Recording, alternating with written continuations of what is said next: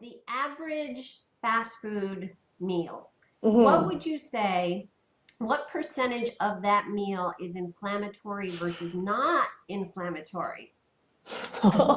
With the fast food meal, I'm let almost me scared to ask that. let me have fun breaking it down for you. So one of the most inflammatory foods on the planet, in my personal opinion, is the potato chip or Okay. the French fry, or sometimes, as we say in the States, freedom fries.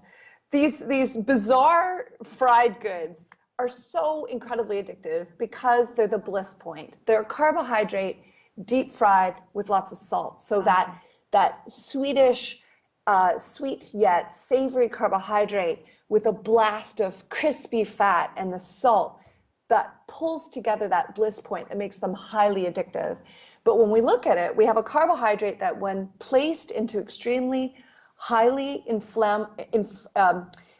really inflammatory fat that's overheated. So know that at that point it's often rancid because it's been sitting around a long time, oxidized.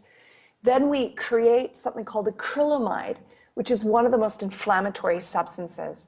So that's why that part of the meal is particularly problematic.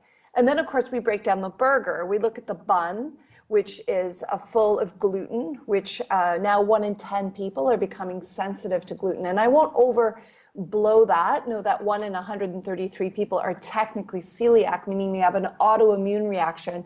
So the body starts to attack its own bowel lining when it has gluten. But 1 in 10 people are now becoming sensitive on some level. So they either have an allergy to it, or just an intolerance of breaking it down, or they have just a sensitivity. So they feel nasty when they eat it. So you can see how we want to avoid gluten if you have joint pain or any sort of inflammatory condition. And then the meat patty is often factory farmed.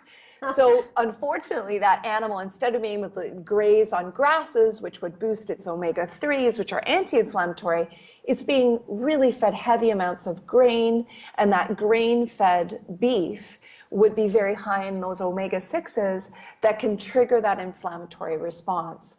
And then we top it off with a Coca-Cola, which is pumped full of 9 teaspoons of refined sugar. 9 teaspoons. 9 I did teaspoons, which not is, know that. yeah, it's a Wow. lot. So it's like jamming your blood sugar so high, and that insulin response is going to cause a cassie to have more cravings and certainly cause you to gain weight. So it's such a crazy spiral. So out of that, I'd say maybe the piece of lettuce is doing it good, or a piece of tomato, or maybe the Is that our pickle. 1% is what you're Yeah, saying? exactly. There might be a few things in there, but who knows what's happening with those pieces of produce before they hit your plate. But Oh, yeah, but the good news is there's so many delicious fast restaurants providing healthy food out there. There's so many salad bars coming in. There's so many really cool ethnic foods. Like if you visit a Greek restaurant, it's providing some delicious menu choices, skewers of chicken or lots of red peppers and lots of beautiful foods that can be anti-inflammatory. So I'm not saying you can't have fun. I'm just asking you